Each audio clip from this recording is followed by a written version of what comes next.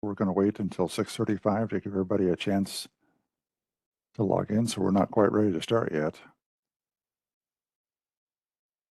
And I see so far everybody's being good that everybody's muted, so we will start in about 5 more minutes. Thank you. Thank you, David, and hello, everyone. David, just wanted to let you know that Councilmember Macy from the district is on, just to let you know. And I went ahead and hit record, and again, this will be available on the project website tomorrow and also on the city's YouTube channel for those who couldn't join us.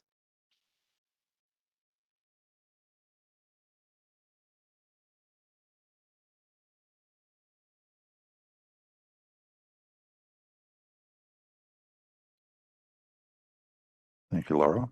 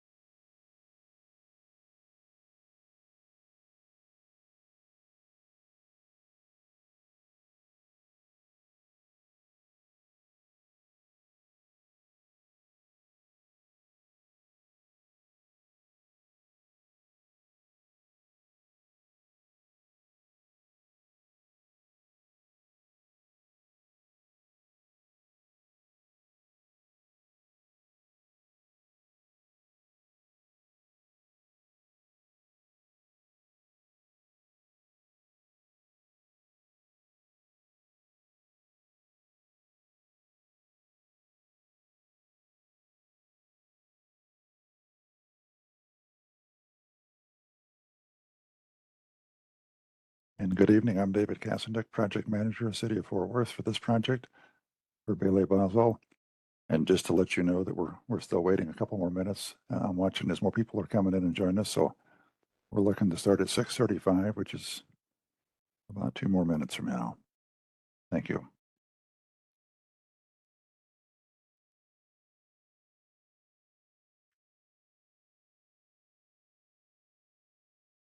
Hello. He said 2 more minutes. No, I can't get in. I can't get in. That's it.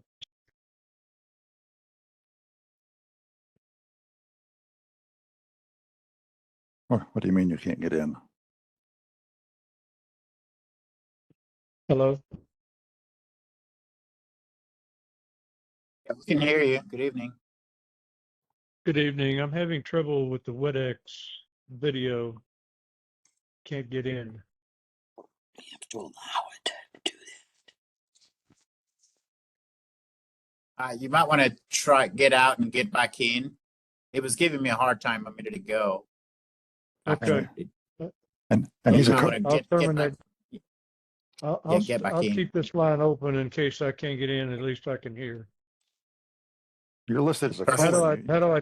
do I turn off or turn on mute? Well, I can mute you if that's what you want.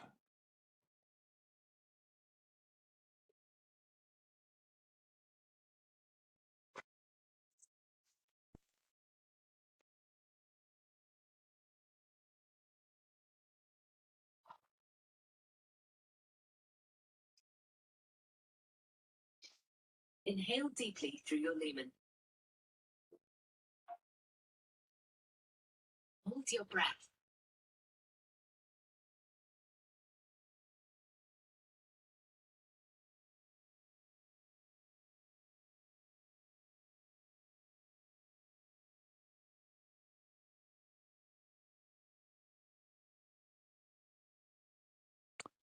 Well, good evening.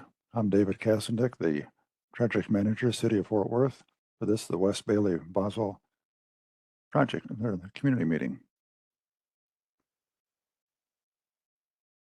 And I see we've got at the moment 49 participants. So, Chris, I think we'll go ahead and get started here. Sounds good. I'll kick it off. This is Macy Hill. I'm a District 7 City Council representative and want to tell you all thank you so much for taking time out of your evening. And thank you to Transportation and Public Works for taking time to answer questions and present the West Bailey Boswell project. As you all know, this is part of the 2022 bond. It's a major east-west arterial through District 7. And really the focus needs to be on traffic safety for both residents and the high school students. I look forward to hearing your questions. I know I think there's a chat that you can put your questions in. And we're interested in getting your feedback this evening. So thank you all for taking the time. And I'll turn it back over to you, David. Thank you, Macy. Do I have any city staff that want to introduce themselves? Oh, this is Raul Lopez. I'm the engineering manager that oversees the arterials capital programs program in Fort Worth, and David is in my team. This is Lisette Acevedo, Senior Capital Projects Officer that oversees several programs to deliver capital projects with TPW. And I oversee the implementation of the arterial projects, which Raul leads, and David is part of his team. Rajneesh Gupta, City Traffic Engineer. I'm in Transportation Management.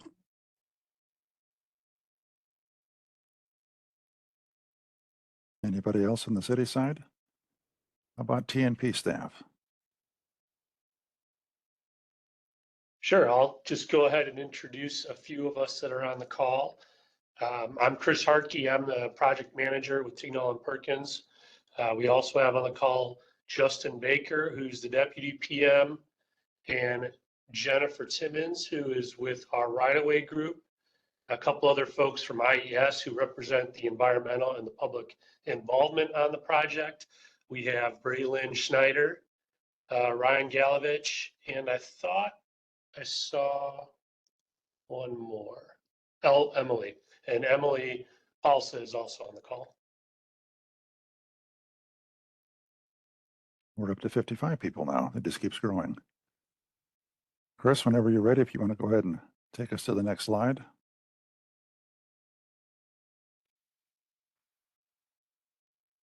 Well, welcome to the City of Fort Worth's second community meeting for the West Bailey Boswell Road Project.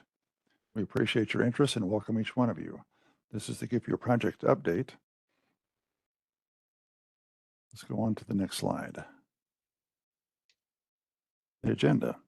Let's go through and talk about the history, the goals and improvements, the information, the schedule for the project, funding and costs, and then how you can contact us, how you can send information to us, comments or questions.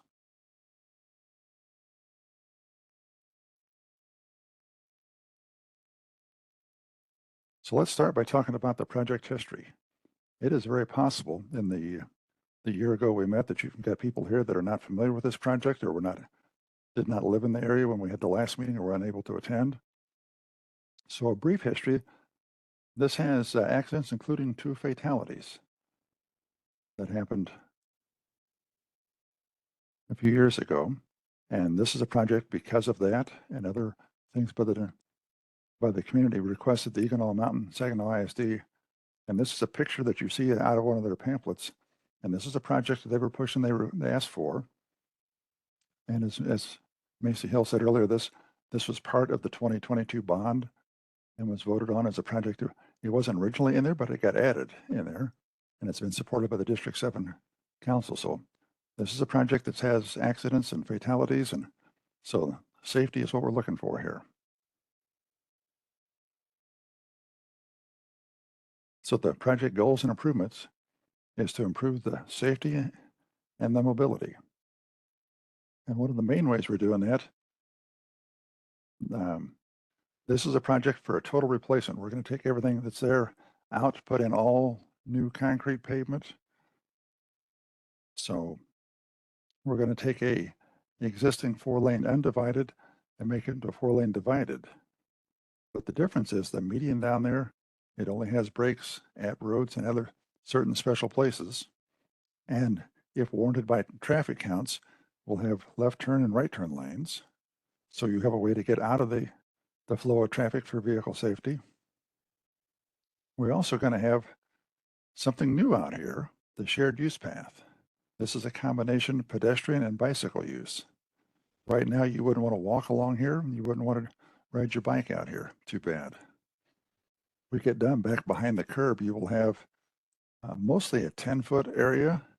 We have some places that have some challenges. We're going to have some 6-foot wide, but most of this on the south end to end is 10 feet shared use path.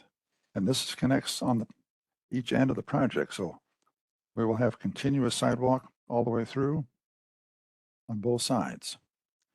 We're also looking to do some signal upgrades from the temporary wire span that are out there now to permanent signals, plus adding signals at 2 additional locations to what's there. And we're going to have continuous street lighting. So we're going to change this from a rural county highway into a Fort Worth arterial street with all the amenities that go with that. This project runs from Boat Club Road to east of Wind River Road, which is approximately 1.79 miles in length. And the ultimate right-of-way is 110 feet.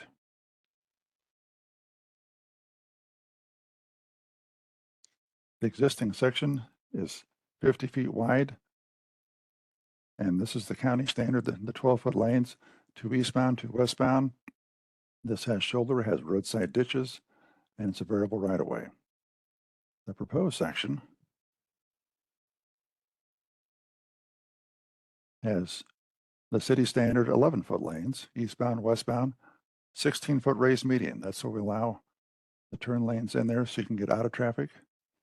And the shared use paths we talked about, ultimate right-of-way of 110 feet.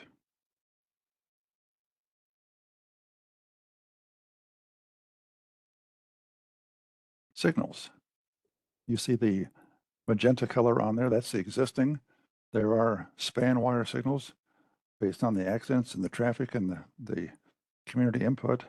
They were added at Twin Mills, at Navigation Drive, and the entrance into Boswell High School, and at Eagle Landing Drive / Bowman Roberts. There's also signals down at Boat Club on the far left end. That is a TxDOT road. And because the county has funded part of that, at one time we looked at doing work down there. Right now we've stopped short of that, where the project that's coming, whatever we would put in there, they would tear back out. So at the moment we're looking at these, and then based on warrants and traffic counts and the development that's happened to the south, we're going to add signals at Centerboard Lane and at Silo Drive, Big Apple Drive. And both of those feed into the DR Horton, but they'll also help the stuff on the other side of the road.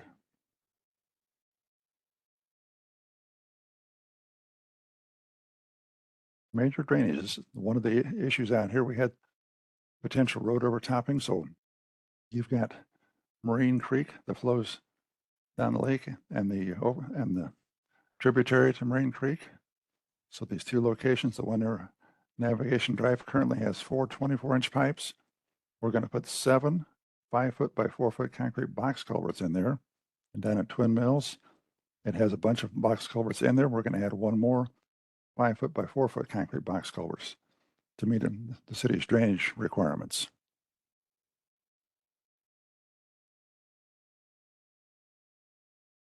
Current efforts.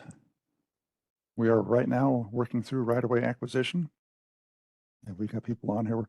We're approximately halfway through, but we've made contact with everybody. So that is coming along. We've got utility coordination. We'll be talking to Encore soon and others out here, what stuff needs to move. And we're trying to do our design to leave as many things alone as we can. But there's still some stuff that'll have to be moved. We have, during the design process, been going through, as development's been sending them to us, coordination with adjacent developers. And I think TMP's talked to 3 or 4 different ones at this point. And there's some more potential developers land out here that may happen.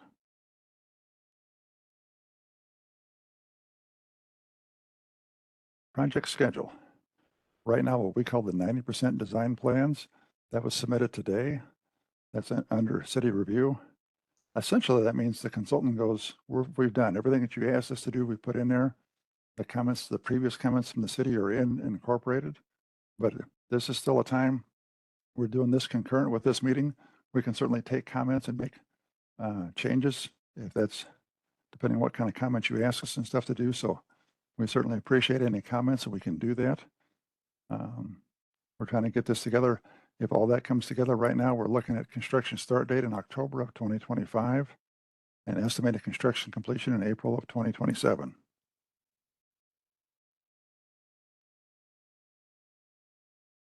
Project funding and costs.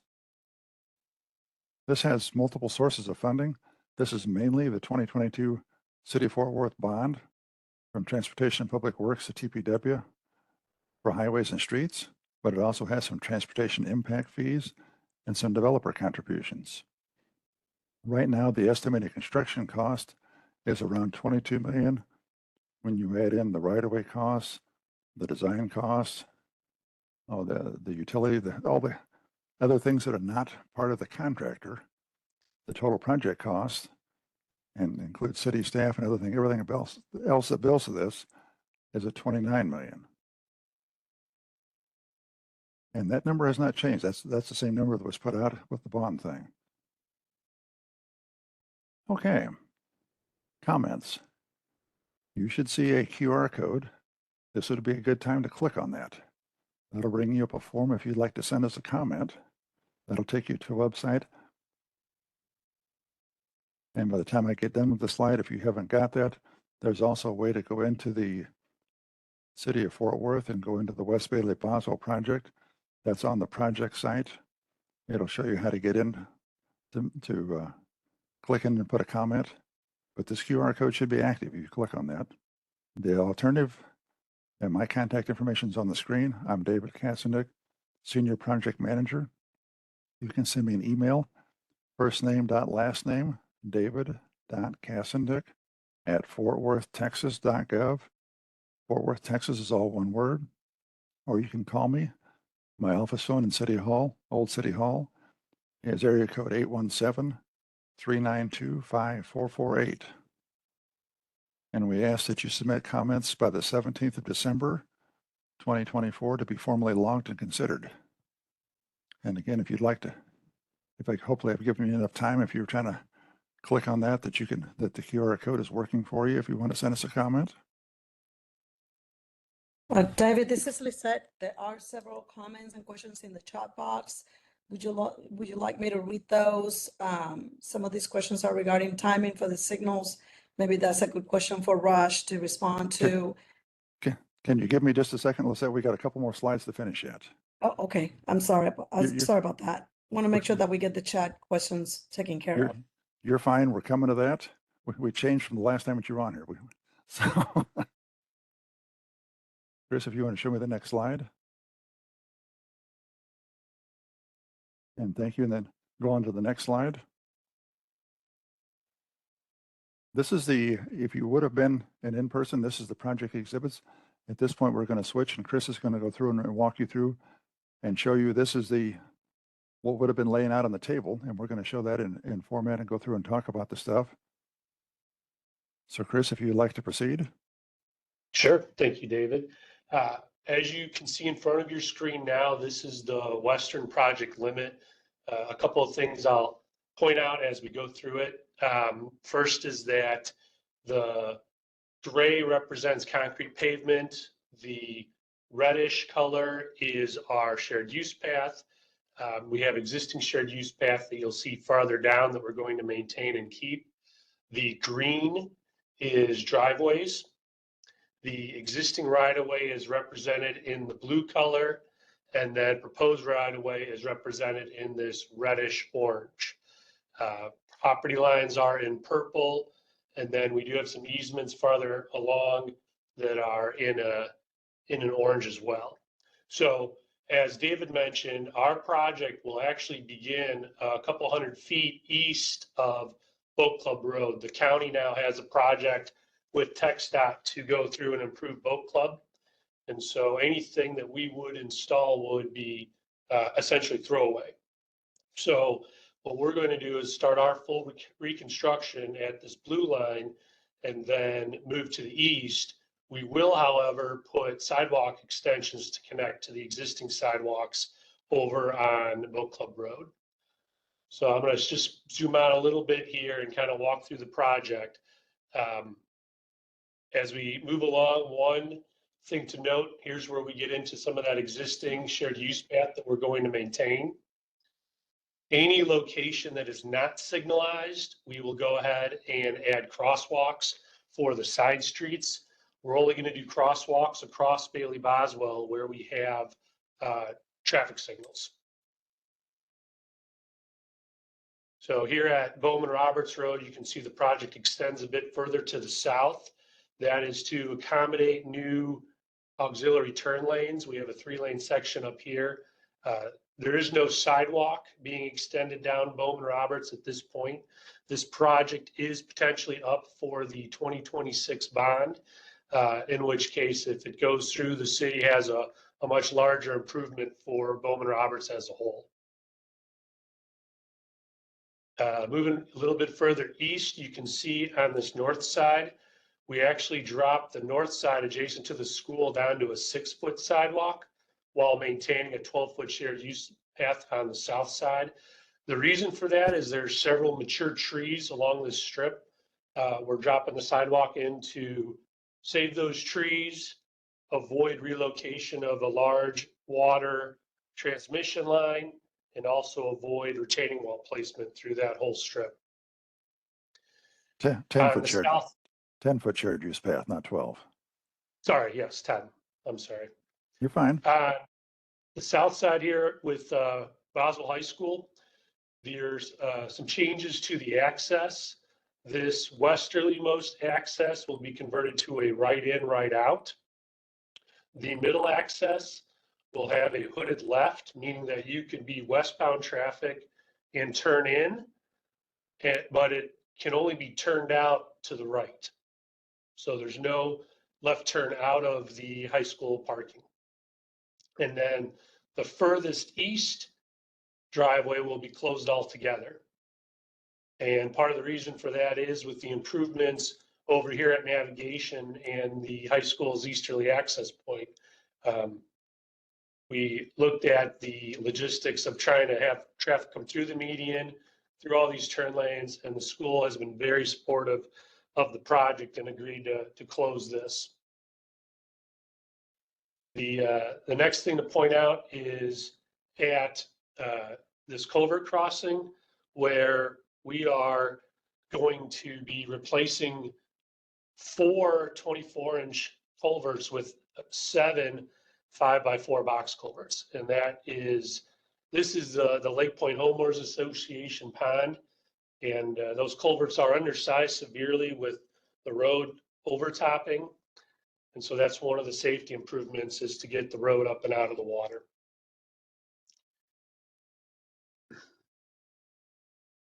Continuing to move east, we're going to be improving centerboard to a 3-lane section. As you move south, you can see the widening here. That'll provide a left turn lane and a through right for southbound traffic. The reason we've gone with this is to help some of this traffic that comes southbound that gets backed up by that left turn be able to turn right.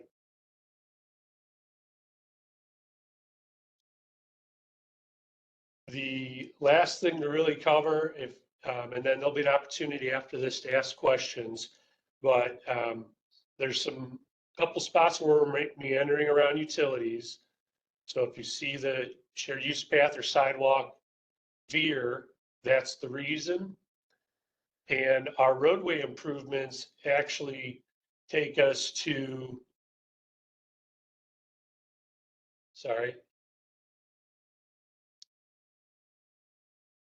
through Silo Drive, and Big Apple will be another location that we've provided traffic signals at. You can see we're maintaining the shared use path along this whole south area. At Twin Mills, we are providing that additional box culvert. Just here, we're adding another 5x4 at Twin Mills Park, which is what all this is through here.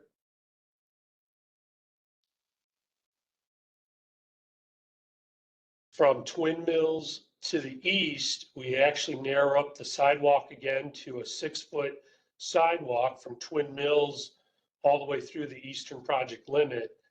And we do that because to provide a 10-foot shared use path here would be an impact on every one of these properties on the north side.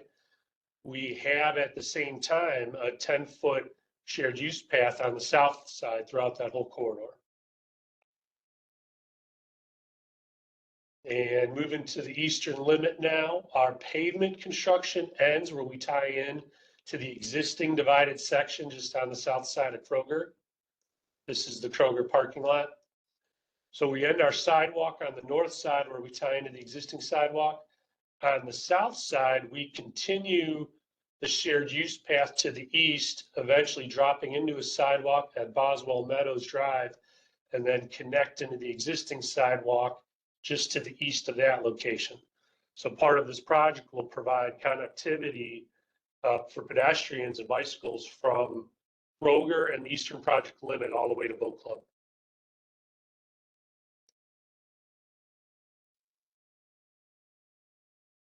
Thank you, Chris. Now, either Lisette or Raul, you want to pull up what first question you want to talk about in the chat? I see there are many in there. Yes, David, thank you. I'll go ahead and start reading the chat, and increase if you can follow me. If there, there's the question specifically addresses a location, if you can try to follow me and take the map to that location, I would appreciate it. You bet. Okay, I see that the first question has been answered. Will the traffic lights be synced such that it will allow for true flow of traffic and not be choppy? I think we spoke about that today. Lisette and or Raj, do you want to talk about that? Yeah, so Raul, the traffic light would be coordinated once it's in place, so we can try to get the throughput out of the system, and it will be coordinated. So the infrastructure, the plans are designed so that we interconnect the signals, correct? Yes. Okay. So there will be interconnectivity between those traffic signals to coordinate the progression of traffic through them. Now, one positive point about signals, well, one of the many positive things about signals is, number one, it can control progression. Obviously, number two is the safety at the intersections. Number three is that as you progress, it controls speed. It works as a speed control device, because as a vehicle is approaching the next intersection, the driver doesn't know if it's going to catch a green or a red light. So, the speed needs to be controlled. So that's one of the positive things that improves safety. On county work at Boat Club, I think it's Mr. Adams say timing on county work at Boat Club. So the county is actually coordinating the design for Boat Club all the way from 820 all the way up to the north end of Boat Club. Design is to be completed around 2028. And then if construction funding is available, and it is anticipated that TxDOT and the county and COG, North Central Council of Governments, are working really, really hard at making sure that the funding is there, then construction will start sometime in 2028 or a little later. That's if funding is available. There's a hope the funding will be available, because COG's one of Central Council of Governments' main functions is to procure funding, federal funding most of the time. So that's the timing of Boat Club. The whole 1.79 lights, since you're adding additional lights, I'm not sure I understood that question, but we'll let whoever asks the question, Christy Backus, we'll let you ask the question at the end out loud. How is it going to take us? How long is it going to take us to drive 1.8 miles with now 5 traffic lights? I don't know the answer to that, but it's going to be, again, it's going to provide some speed control, and it's not going to be any much longer. Maybe if, I don't know, 30 more seconds, 44 milliseconds, maybe another minute, but it's not going to be significantly longer. Will WJ Bose be open by October 25? And I think that question refers to, there's a section of WJ Bose that's being closed by a developer, not a city-led project, it's a developer. And I'm going to hope that yes, I don't have the exact answer for that tonight, but I'm going to hope that yes, it will be open because we're aware it's been closed for a while now. So we'll try. I'm sorry, Raul, this Oh, go is ahead. Sammy. I was told by Hi, the Sammy. developer it should be open by April. Bye. Yeah, WJ Bose should be open by this next April, 2025 is what I was told by the developer. Okay, that's good. Yeah. Thank you, Sammy. It is increasingly difficult to get out of the Dearborn community on Big Apple Drive. Can something be done regarding delaying the current traffic lights more between the hours of 7:30 and 5 and 6? So the question appears to be, can something be done in the interim before we start construction? And we have our traffic engineer here who can place a request to look into that. Obviously, when after the project is constructed and all said and done, there will be a signal at Silo Drive. And obviously that will significantly improve, the way to get out of the Dearborn subdivision. So Raj, if you can put that in a queue of, possibilities Yeah, to because improve the, signal at Twin Mills and Navigation Drive. I mean, delaying a signal would not make a huge difference.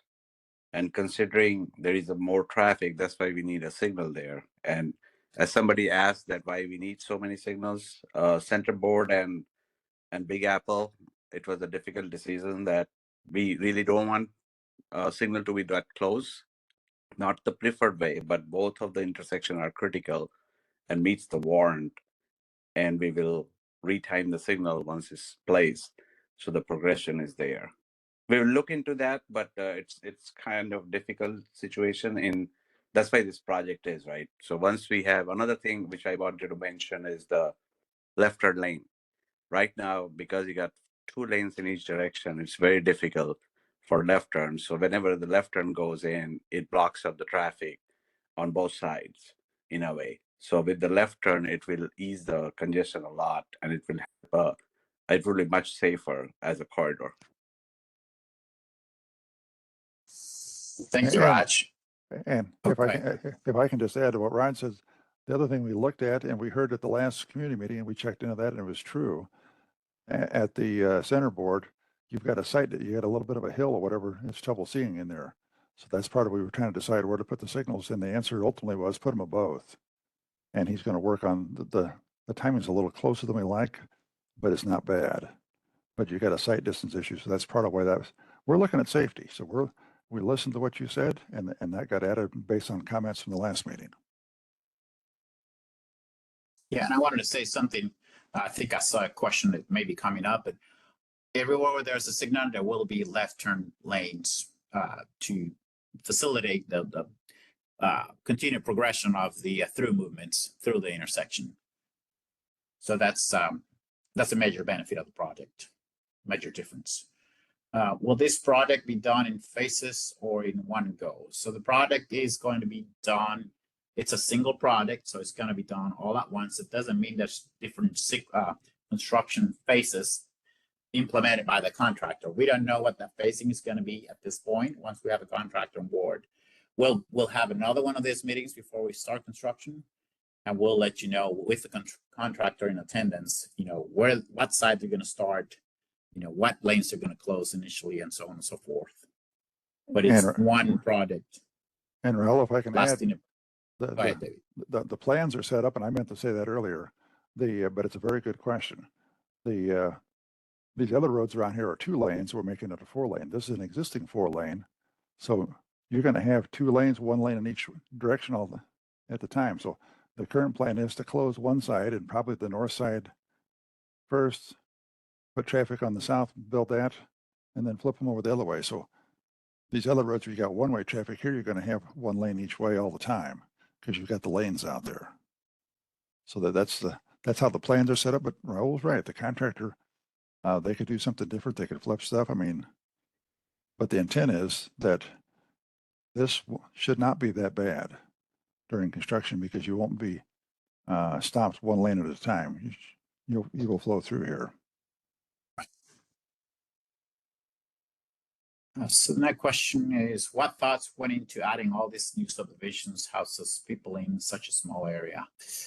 That I understand it's a tough situation. Unfortunately, Texas is what they call a developer state, meaning developers have the right to develop whether the streets, the arterials, or the thoroughfares are, have the capacity to support the new development.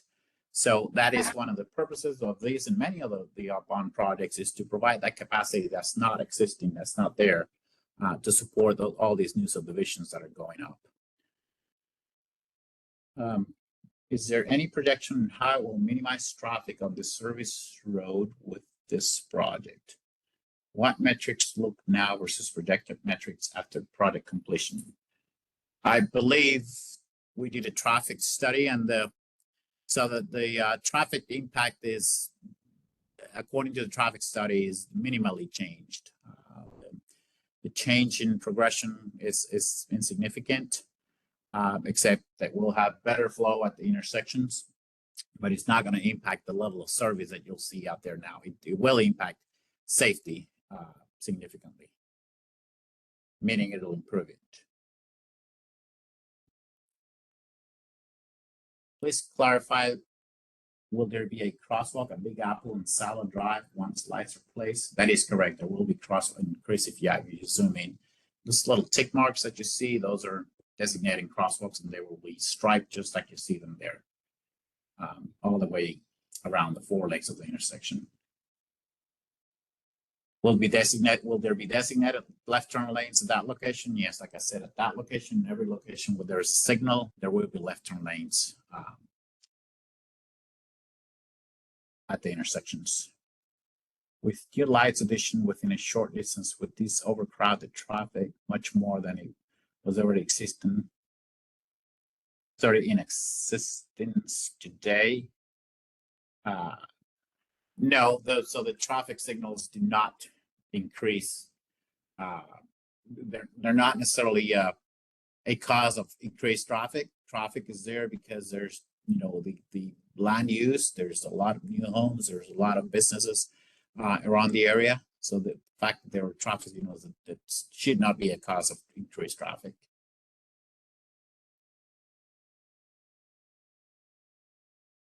The twin mills and centerboard lights are not necessary.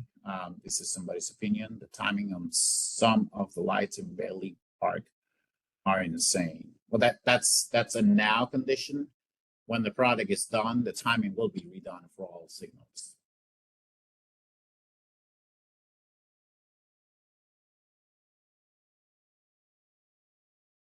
What type of signals will the lights be artificially or timed, or AI or timed? I think these are going to be timed, but there's technologies that we use nowadays that can control the signals more efficiently. Raj, do you have any input on that? What type of programming or hardware we use in our signals? Is there any room for artificial intelligence? I shouldn't say artificial intelligence, but programming. Yeah. Alternative intelligence. Yeah, so we have already the system in place, and each signal can talk to each other. And based on that, the timing pattern changes depending on the day. So in the morning, you would have a little bit different pattern than afternoon and the evening. And one of the thing I want to mention, right now the issue with the 4 lanes, because I have heard many times that we need a left turn signal. It is very difficult to do a left turn signal without a left turn lane. But the issue at navigation and on other, because you got 4 lanes, we are trying to do you'll get a green arrow for some time and then goes to green ball. In that way, you are losing the efficiency because only one side of the traffic with the left turn will move. But once you have a left turn lanes, you can concurrently run both left turn lanes, both left turn at the same time. So it increases the operation very well. And it's going to be connected. We have about 1,000 signals in the city of Fort Worth. A lot of corridors are connected and progression, and we review the timing every 3 years for each corridors. So once we do that, and then we're going to review it, fine tune it to make sure it is running optimally. Thank you, Raj. So we just drove the route in round trip to do a little over 3 miles, took over 30 minutes. So what are you saying is that it is going to add a minute or so? The difference is not the lights. I want to make it clear, guys, we have to strike a balance between speed and safety. The main reason why we have this product here is not because of capacity or timing, it's because of safety. It's an unsafe corridor. So we got to strike a balance between speed and safety. And so we prioritize safety over speed.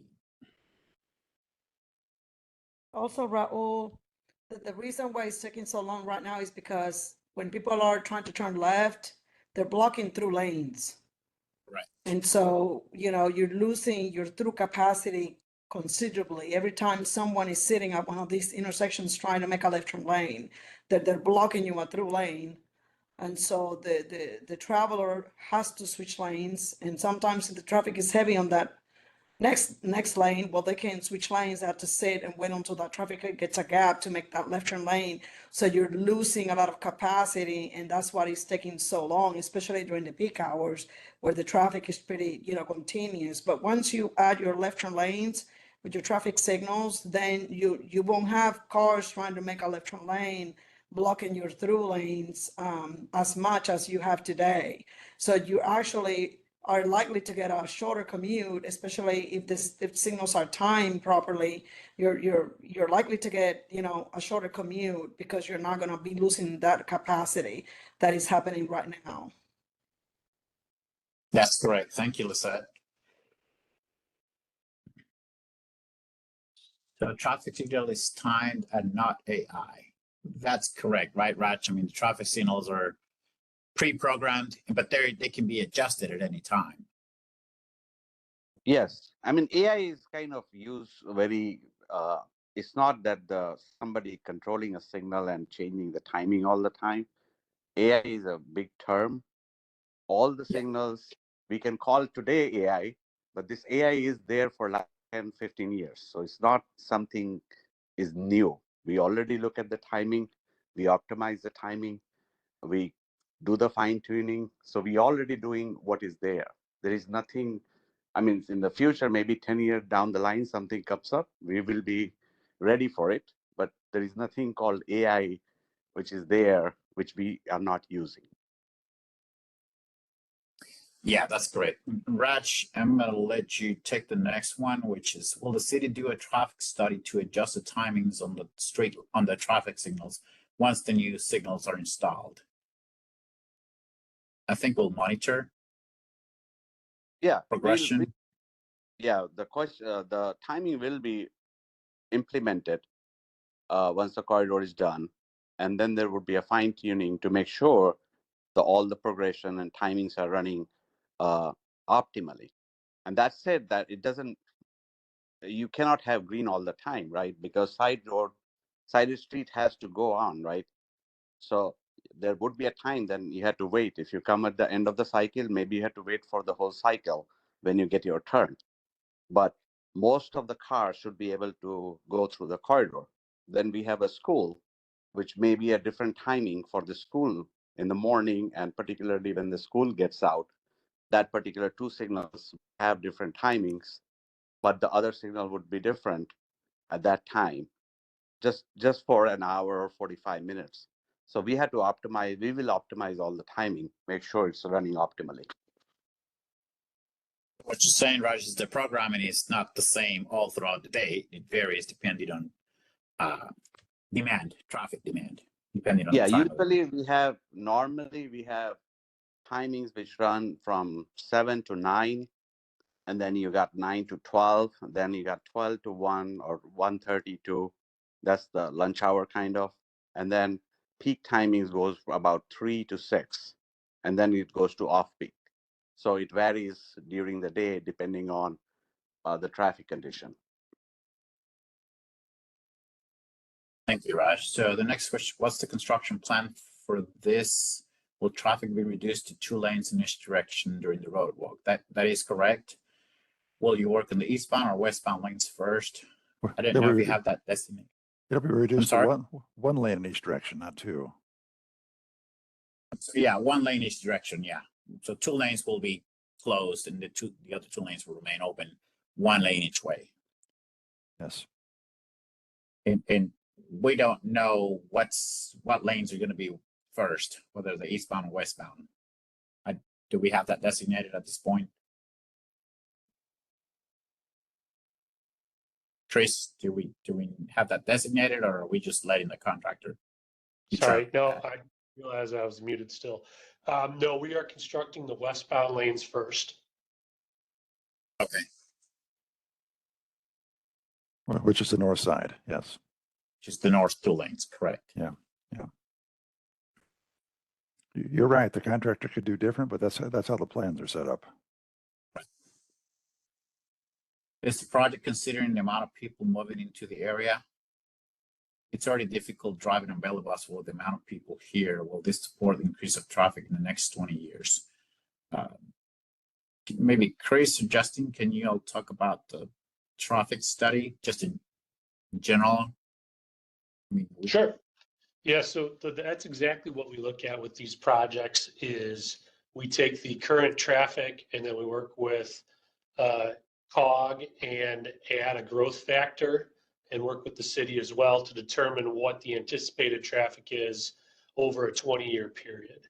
And that's really what we're designing a capacity for, is so that when the city spends millions of dollars to build all this, it's not going to be insufficient in 5 years. So we look at a 20-year growth when we do the design. Thank you, Chris. When will the left turns be built? Will this not begin until October 2025? That's correct. So the project as a whole is going to start in 2025. It's going to be a 1.5 year long project. So exactly when the left turns are going to be constructed, at this time we cannot tell you, but it's not going to be on day 1, obviously, on October 2025. What is the traffic pattern going to be while this project is ongoing? So again, there's going to be 1 lane open in each direction at all times. Are you going to use a better grade of concrete so that construction trucks are not breaking it up because of weight? Pavement is designed according to our pavement design standards, and that takes a number of single axle loads, for the lack of a better term. Pavement is designed to resist a moderate number of concrete trucks and any other kind of heavy trucks for a number of years. Actually, the design life should be 30 years. It's designed for legal loads. Well, true, yeah. If I may You see add, to respond this question in a way that, it might be simpler for them to understand. So right now we have asphalt pavement out there, which, it's not as durable as concrete due to the temperatures, and also the settling with the different, loads on traffic, et cetera. But, this is going to be completely rebuilt, with concrete and with a pavement design of a shelf life of 30 years. So what happens is that, we design that thickness of the pavement based on the traffic loads. And so all of the traffic gets turned into passenger vehicles. So we'll use calculations to turn the heavy loads for trucks of a WB57, which is basically, your large 18-wheelers that are carrying, a lot of freight.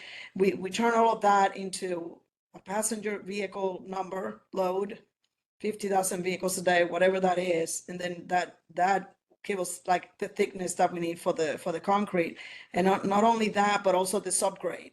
Like what do we need to have underneath the concrete to be able to, for the concrete to perform? So, it's not just, the concrete, it's like a full section of pavement that includes also a subgrade.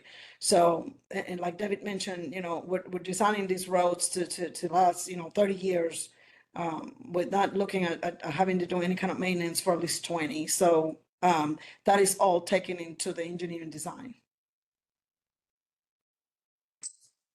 What is the cross section, David or Chris? Are we talking 10-inch, 11-inch? It is 9 inches of concrete over 8 inches of lime treated subgrade. Okay. Thank So you. 17-inch section. 17-inch section altogether.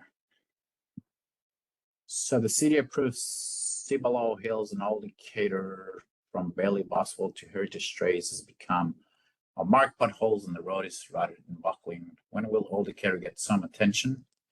It's a huge hazard at Old Decatur Park as there is obstruction from trees. So Lisette, can you help me here? I think that's a section of Old Decatur that. Yes, correct. So, currently that portion of Old Decatur that is north of Bailey Boswell Road, to all the way to Hitch Strays, it's not planned, for us to do any work. I know the city of Saginaw, has designed a portion of that segment there that goes through park to work with a developer for them to rebuild a section of that to 3 lanes, but then north of that is going back to the 2 lanes. There's been conversations between City of Saginaw, City of Fort Worth, and the entire county about doing a three city organizations partnership to try to come up with a plan for Old Decatur, but we haven't solidified those plans at this point. We're focusing right now in funding all of our 2022 bond projects that got approved by the voters in May of 2022.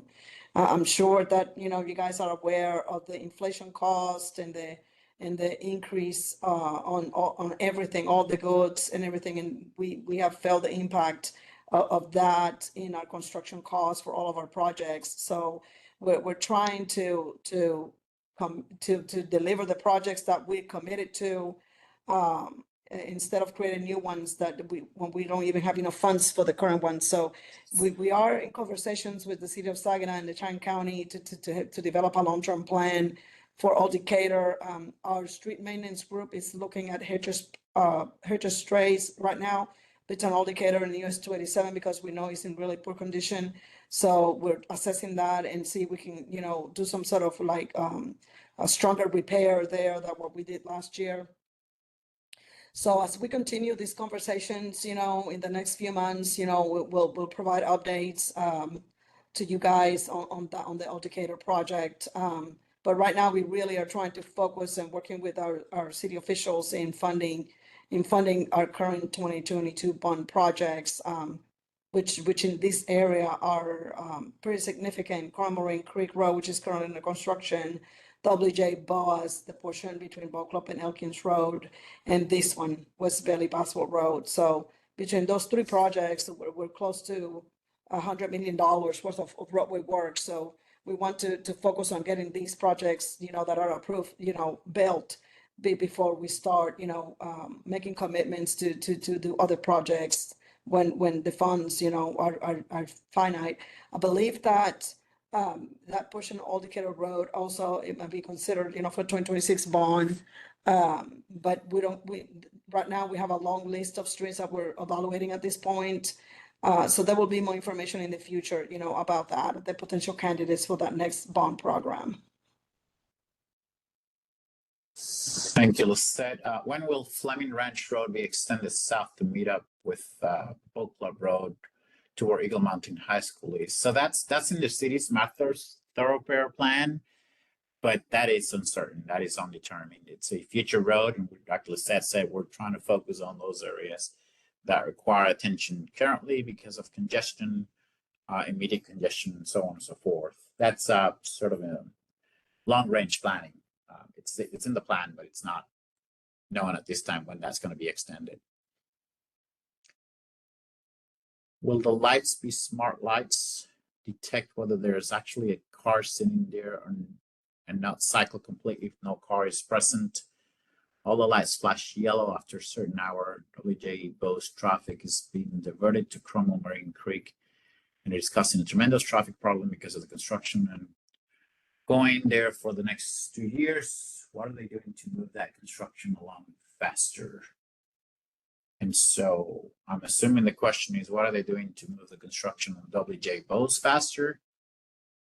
That's a developer project. Most of us that are here, not quite. And Sammy, I don't know if you have any information about that, but yeah, you just told us that the road should be open by April. But when is it going to be complete? I'm not privy of to that information. It's a different department. We can track down that information and post it along with any notes that we will post on the project site. Raul, for the first part of the question, with the last be smart lights detect whether there's an actual car there. We have modems, to that actually, are monitoring the cars, how many cars are getting into the queue, and so with that, with the transportation management folks, keeping an eye on that also from on their end, they can make sure that the lights are working properly. So we have different technology now for detection. We no longer use the loops in the pavement because they're not reliable. And the only signals that we have that are pre-timed, that are absolutely running on a cycle like all the time, is like either urban areas like downtown or the cultural district setup. But on these corridors where we have newer technology, where we can do coordinating, timing plans, and also we have the hybrid PTC cameras and their modems. They're pretty smart to make sure that we're, the signals are working, efficiently. I mean, what's out there right now, which is temporary and not connected, it's not going to work that way. But this is going to be all the infrastructure and our technology. It's pretty good. It's not Google level type things, but we have pretty good technology that once it's all implemented and connected, the signals are going to work much more efficiently than what you experience there right now. So the answer to the question is yes, the signals are going to have the what we call radar detection that detect vehicles if the vehicles are in the queue, and then that'll turn them green where the queue is the longest. Yeah, so all the signal approaches will have a detection. So if suppose, for example, somebody comes on a left turn lane, right? And the signal detects there is a vehicle in the left turn lane. You're not going to get green right away, depending on what time of the cycle you come in. You may get it on the next. Suppose if there is nobody on the left turn lane, so that phase shouldn't come. So that means that if there is nobody in the left turn lane, that green time goes to the main line. So it's pretty effective, pretty efficient, and we do detection. We have PTZ cameras, as Lisette was telling earlier, and the signals are smart. It's not the old way that is pre-timed. So it's pretty sophisticated software and hardware to make these signals run most optimum. So the next question is, glad the project is happening, and I understand it takes time, but is there anything can be done to help people who are in the Bailey Park community to safely come in and out of the community? Maybe temporary stoplights. Where is Bailey Park? Does anybody know? Is that the new Deer Horton residential single family? Yes. Yes, that's the Addition? new development on the south side. Yeah. So from a practical standpoint, if we're gonna let this project is probably gonna go be bid in the spring of 2025, which is around the corner. By the time we construct the temporary signals, we'll be starting construction on the project, because the signal depending on the signal type the temporary signal install, we might need to order poles because I don't know that we can do span wires on this. Maybe we can. We can look into that, but from a practical standpoint, I'm not sure that's going to be a lot of help for the time that they're going to remain there. But we can look into that.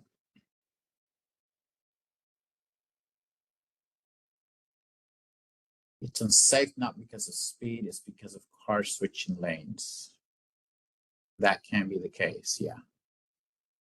One thing that we did not highlight is, this is a 4-lane undivided road. It's to the driver, it's a full width span of 44 feet or 48 feet of pavement. So there's no obstacles in the way other than maybe the stripe lines. Once the job is done, number one, the lanes are not going to be as wide as they are today. They're going to be 11 feet wide. Number two, there's going to be a median on one side that tends to deter speeding. Number three, there's going to be signals in between that will force people to stop or not speed, at 45, 50 miles per hour because they know there's another signal coming up. So all of these things help with speed control. And because you'll have cars that are gonna be on their storage lanes to turn left, you won't have all these cars switching lanes. I mean, that's what's happening now. You get to a car that is trying to turn left and you don't want to wait behind that car, so you're trying to switch lanes at the last minute, which is not safe, right? So hopefully, your switching of lanes will also diminish as, you will have two full lanes for through capacity that are not going to get being blocked by people that are sitting trying to make left turns. So some of that will also, get diminished or reduced, this switching of lanes. Having the left turn lanes with control access is going to help tremendously.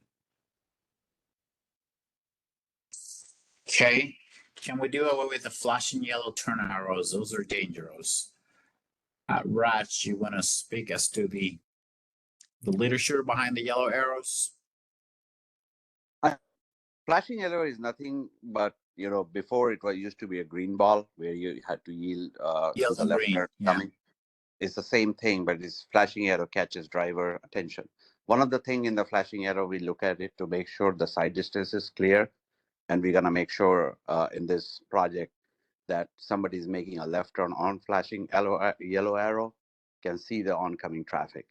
And if they can see that, they can make it safely. And it's efficient in a way that if there is one car, you don't have to give green for that particular car. Or we can do, if the car is waiting and couldn't get through it, the arrow can come later in the cycle so that they can get a green if they don't get a gap.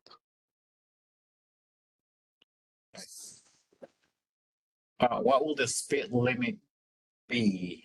Are we 40 mile per hour here? 45, David, Chris? 4 40. 40. We're maintaining the existing speed. 40. Correct. Okay, thank you. I would suggest you all come here and sit and watch traffic for one day. You may get a better sense on what the issues are. It is not speed that is the root of the problem. It's capacity. So again, because we're going to be adding left turn lanes, that adds capacity significantly, and the signals will also add capacity. So the addition of auxiliary lines will improve capacity. And This is Raul, I going to- wanted to add, Right. and let Brenda know that I do live in this area. I live right off Cromartin Creek. And I'm constantly driving all of these corridors. I mean, I'm monitoring, construction, and I'm also, my granddaughter attends, Eagleman and Saginaw School District, so I'm constantly, driving all through all these corridors. And Bailey Boswell has a capacity issue because we don't have the left turn lane. So that's what that's going to help. The signals are also going to increase capacity because you're going to be able to move traffic more efficiently. But we do have an issue with speeding on Bailey Boswell. The 4 fatalities that I'm aware of is because of traffic trying to make left turn lanes onto Bailey Boswell and getting struck at very high speeds. So it's a combination of things. We want to make sure that we address the capacity, but we also want to make sure that we ensure, the safety of all our traveling public, including our pedestrians. that we're gonna be able to provide the safest corridor for people to be able to get home, from point A to point B. So it is a combination of things. And like I said, I've lived here the last 30 years. My son went to Boswell High School, and, I'm very familiar with this area. And so Bailey Boswell has a combination of issues that we're trying to address. So capacity is definitely one, but safety is also a big issue.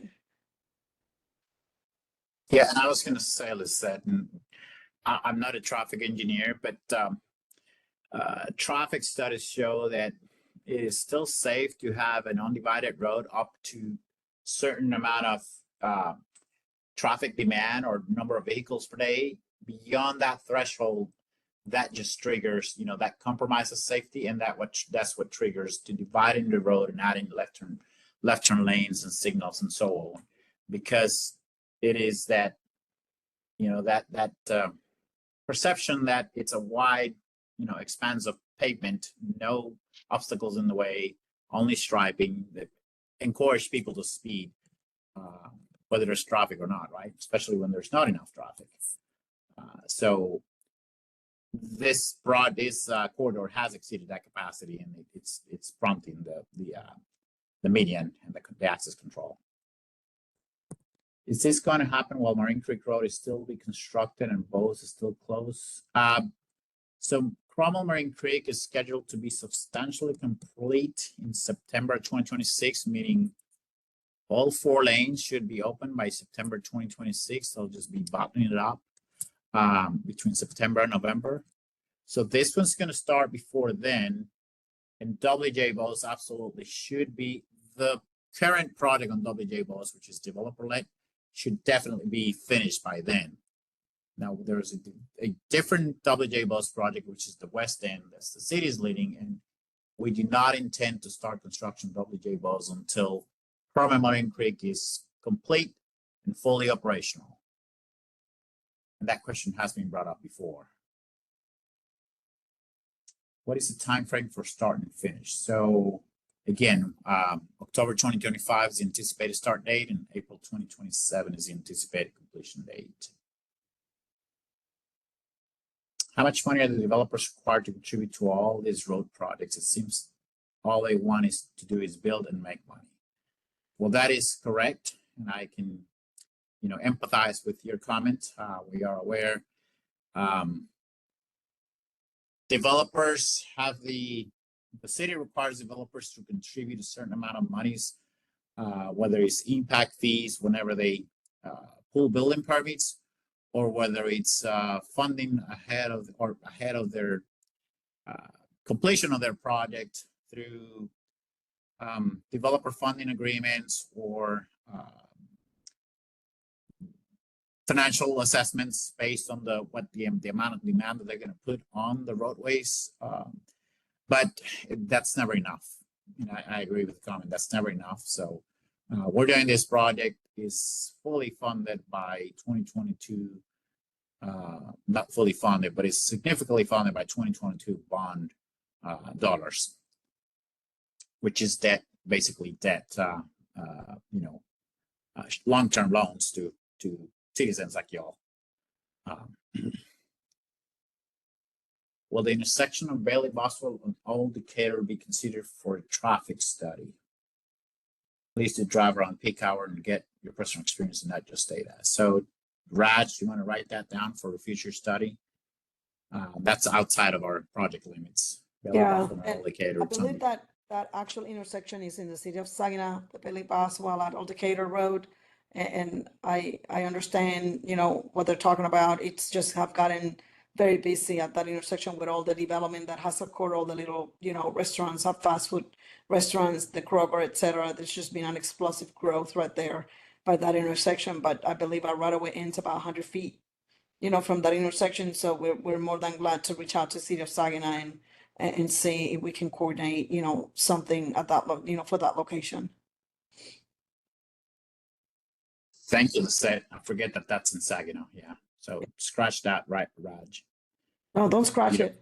We want to reach out to City of Saginaw and see if there's, if there's any way that we can assist them, in trying to, do something at that intersection.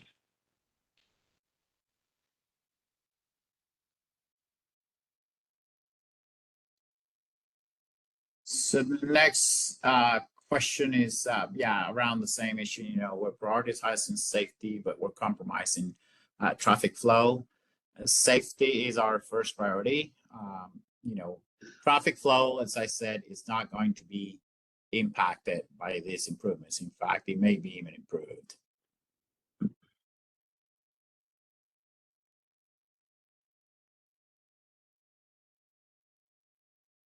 And there's something else that we need to have to keep in mind. So operation from what it is today in operation, once it's all finished, that's why it's called project improvements or roadway improvements, because those improvements will add capacity to the road. It's not the same what we have today versus what we'll have once the project is done. We'll have left turn pockets, signals that are going to optimize the traffic flow. Will any subdivision roads relating to Bailey Boswell be closed at any time during construction phase?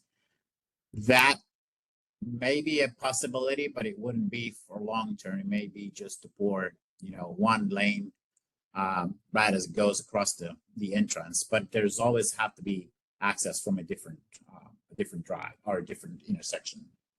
And again, all those details we will bring back with you to you whenever we have a contractor on board, and the contractor will be in attendance to that next meeting, what we call the pre-construction meeting.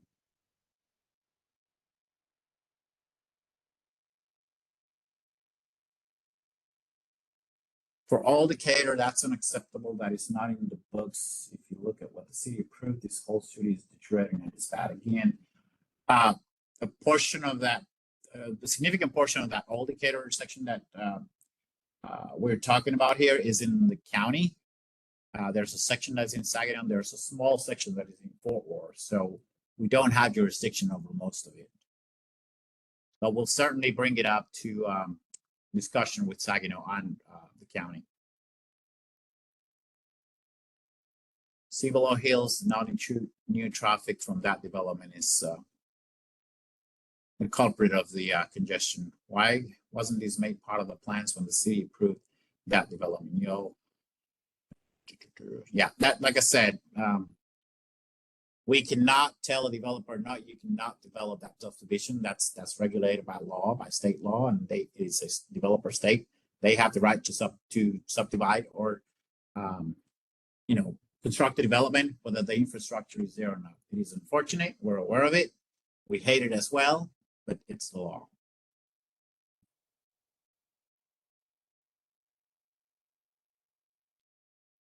There's We wanna another be safe. comment. There's another comment about making, I think that there's some misconception that this is not going to be efficient once it's constructed. Again, you know, we're focusing on safety, but with the additional left turn lanes and the traffic signals, which are going to be coordinated and they're going to be, you know, timed accordingly, this corridor is going to function a lot better than it is today. So you guys are comparing the situation that is there currently today and thinking that that's going to be that, like that is not. So, you know, I don't want you guys to think that we're not going to have efficiency or we're not going to have, you know, coordination or progression on the road. We will. But, you know, during the time of the day, during school peak hours, you know, you're going to have a different, you know, progression plan because we have to make sure that, you know, we have all those buses, children, etc. So I don't want you guys to think that the road is not going to be efficient or it's not going to, or it's going to be congested. It's going to actually work much better. I don't know how to convey that, but the technology and the facility, it's going to be, you know, upgraded to work, you know, in a total different way that is there now. So, you know, it's not that we're just making it all about safety and nothing about, you know, capacity or progression. Both things are taken into account with safety being our biggest concern because of the schools and the fatalities, etc. But the road is not going to be congested or it's not going to be like it is now. Once it's built, it's going to move the traffic a lot better.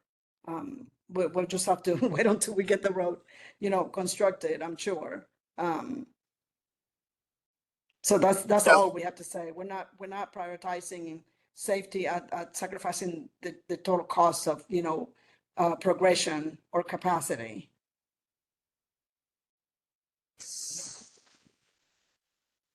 So the next comment is, I know there are plans to widen and improve Bose from Elkins to Boat Club. That is correct. We have achieved the 95% milestone, so we're almost done with the design of that segment. Could the work of Marine Creek and Bose and Bailey Boswell all be going at the same time, making an extremely vehicle? No, yes, I just said, I don't know, a few minutes ago, we're not going to have the three corridors like during construction at the same time. We do not want to do that. We're staggering them so that Cromwell Marine Creek is currently under construction. It'll be substantially complete in September 2026. In the meantime, we will start construction of Bailey Boswell, but we will not start construction of Bose until probably 2027, middle 2027, maybe late 2027.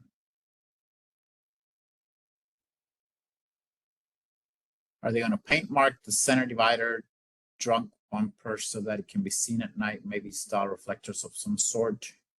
So we don't install reflectors on the median, but what we are currently doing is striping the median with a yellow line, at the base of the median to increase visibility.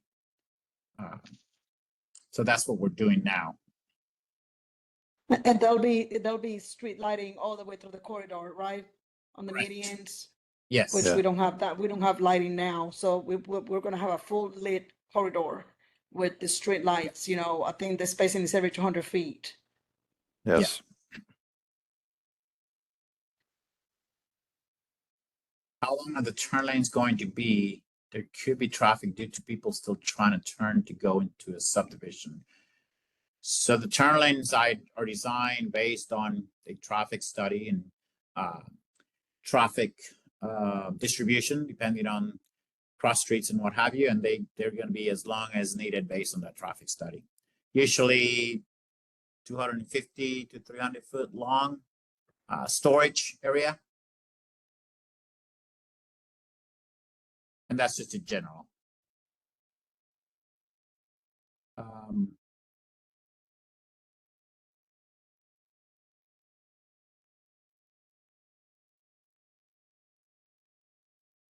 So this project is designed to provide capacity good for about 20 years. And that's from the time it's constructed. So what did we say? April 2027, from April 2027, it's assigned to provide the same level of service or similar level of service throughout the next 20 years.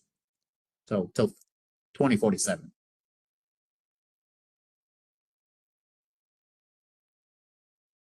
I agree what you all are doing is going to help. I feel like it's only 2 years too late since building is exploding in this area by the time it's done. We'll be right back where we started. Yeah. So again, yeah, we get in there as soon as we can, but it's designed to hold capacity for the next 20 years. How wide will the sidewalks be? So they'll range between 10 or between 6 and 10 foot wide. In most places, they're going to be 10 foot wide, and we call them shared paths. They're going to be shared with bicycle riders. That's why they are extra wide.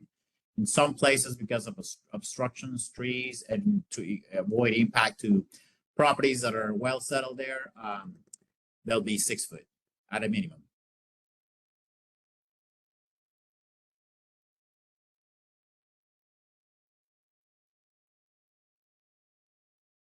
People concerned with all the cater might reach out to Manny Ramirez. Okay, yeah, that's the county commissioner who has been very active in getting the county engaged. I agree. He's very active, very engaged in, helping the public. He's very hands-on on transportation in his district.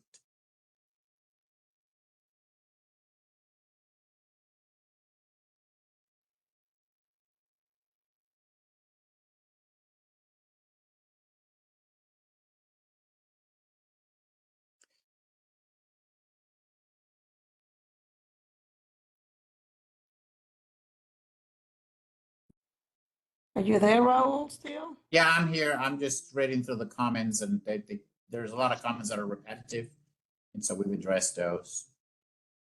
And for those who will be interested to get more information about the traffic study, you can email David. And David can, provide additional details about the traffic study. Again, we use some growth factors that are established by the North Central Texas Council of Governments, who is a regional transportation, facility for the entire, Texas region and Oklahoma and some other states. And so they, based on the long-term planning, these folks look at 50 years at a time. They're looking at the entire zoning all the way through the city, and they're looking at all of these, the land uses and including the ETJ, et cetera. And they set up some growth factors, per year, because this is how they plan, the big freeways as well, et cetera.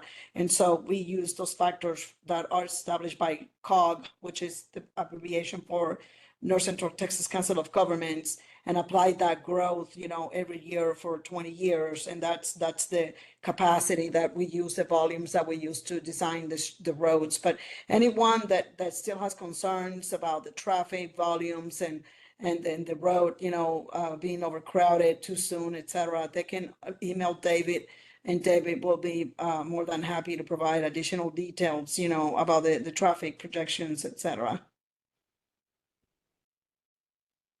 So it sounds like I missed a question about how we are handling Mrs. Clarissa Lopez's memorial, and we are working directly with her in the school district to facilitate a small memorial for her children.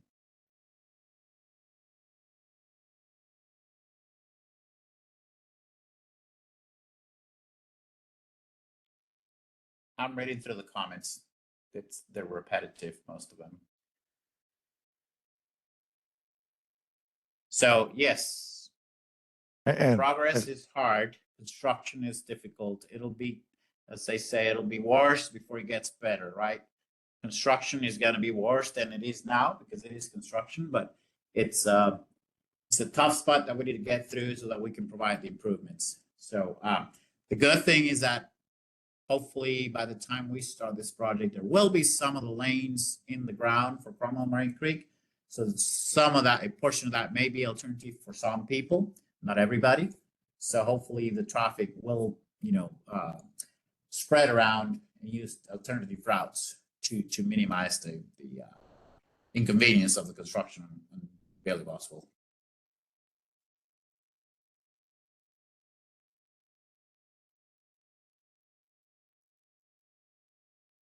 Can David make BB 6 lanes? That's what we need. Bailey Boswell, I'm sorry. Oh, it's late in the night. Yeah, the product is not necessarily to be 6 lanes. We would love to provide 6 lanes, but guess what that require? That we take backyards from a lot of those people that are living there because there's not enough room for 6 lanes. So we're not going to do that. Nobody lives out there facing Bailey Boswell would be happy about that. So we got to think about everybody, right?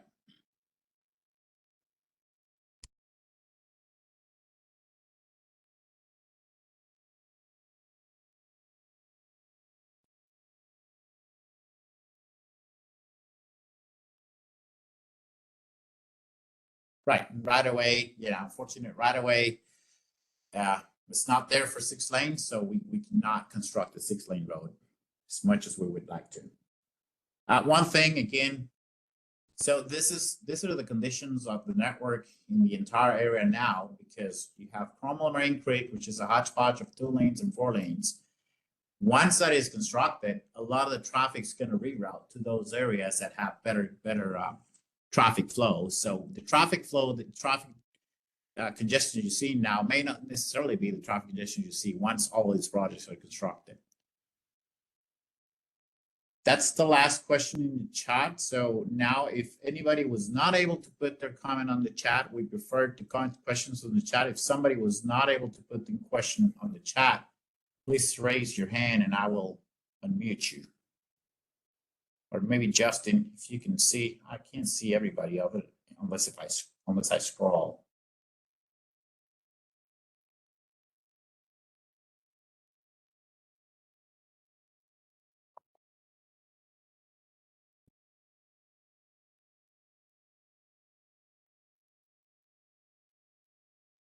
I don't see anybody raising hands. I'm not Yeah, I'm seeing anybody scrolling. either. Okay, And- I'm not seeing anybody. Yeah, so And they may be able to unmute themselves. I'm not sure how it's set right now. maybe they are. Sorry, we just started using WebEx again, for at least for this meeting, and we're not quite used to WebEx anymore. We use Microsoft Teams, so. Jim is raising his hand, Raul. There is a hand raised, Raul. There is a hand raised. Jim? Let's see if I can. Yeah. Oh, I see Jim. Okay. Oh, you're unmuted, Yeah. Jim. Yeah, Go ahead, Jim. can you guys Go hear ahead, me? Jim. Yes, we can. Okay, yeah, I just had that concern. I acknowledge that safety is a number one priority, and I'm glad this project plan is laid out, and we at least have a start and completion date. So thank you to your team, for all these efforts on this planning. However, I'm still more concerned about the efficiency of the traffic flow, and I know you guys are more, on this and know the data more. But I still don't see that it being feasible. I know the safety is the number one concern, but I think the residents around will be much impacted by the high rate of traffic flow during those hours during the morning and in the evening, starting from 3 to all the way around 6 o'clock in the evening. So I'm not sure if an extra, left only lane on each traffic light will resolve the entire issue that we have. So, I just want some clarifications on, will this plan actually work? I know I see now I might be wrong, but I just want to be corrected that um, I know we are taking safety as a number one concern, but we don't want to be fixing one thing and breaking another, So that is my only concern here. And, since it's a big project and I know the, budget is approximately 22 million, which is a lot of dollars. And we just want to make sure that it's utilized in a most effective way. No, and I appreciate the feedback, Jim. Yep. Like I said, I mean, there's many things that go into traffic flow. This is when we look at traffic flow, it's not just how many cars go from Old Decatur to Boat Club, right? That's how many cars go from Old Decatur to Boat Club today. And why do they go there today? Because there may not be other facilities that are as good as Bailey Boswell. The other facilities that you have are what? WJ Bose, a little further south. That's 2 lanes subdivided. Not as good as Bailey Boswell. The other one that you have much further south is Carmel Marine Creek. That's 2 lanes, 4 lanes in some areas, but mostly 2 lanes undivided. Once those facilities are constructed, we anticipate seeing a diminishment in traffic flow of Bailey Boswell. Some of the traffic you see in Bailey Boswell today may not, it's not going to be local traffic. It's not just the people that live there. It's also used by commuters going from point A to point B. Somebody might live in Cromwell Marine Creek and drive up north and take Bailey Boswell to go to work. Well, in the future, that person may take Cromwell Marine Creek all the way up to Old Decatur or some other. So traffic reroutes once you put the improvements, because flow is better because of the improvements. So all of that is taken into account when the network is studied, the traffic study is done. It's not done in a vacuum. It's done network wide. All of the links, all of the roadways in the area. So that's why we believe that, and according to the study, the level of service provided today is going to be improved, marginally improved. It's not going to be a huge improvement, but it's going to be marginally improved. Yeah. Anyone else? Oh, sorry, Jim. Did you have any other comments? No, the Well, same. Thanks. really quick to that conversation. Part of the safety is also getting the side street traffic in and out of Bailey Boswell. And that's one of the major concerns is traffic backing up on these side streets and trying to pull out in unsafe conditions. So we've added turn lanes on these side streets and increased capacity on those to help with the safety and help with those folks being able to get in and out of the subdivisions. I know that was mentioned Yeah. by a couple people early in this, but it's an important factor on this project. Yeah, we trust it's going to be a much better operation. We're not only adding left turn lanes, we're also adding right turn lanes, like Chris said, to get vehicles off Bailey Boswell onto the side streets. So let me see if anybody else has their hand on.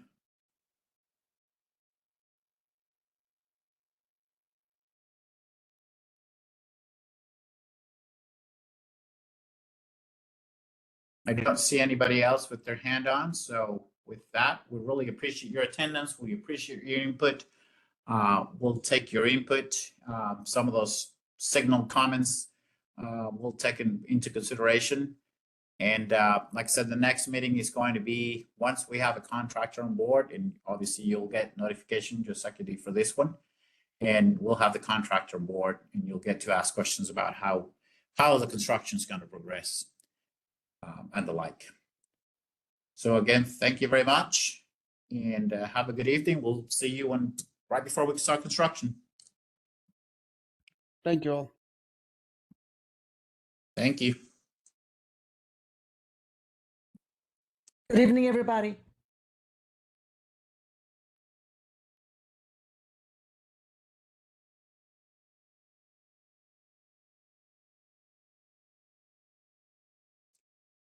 Oh, Don, I think you had a question. Where to access records?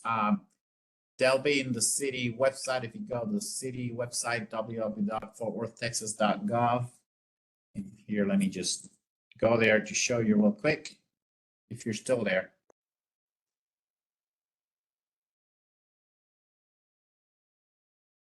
I'm going to steal your show, Chris, here in a second.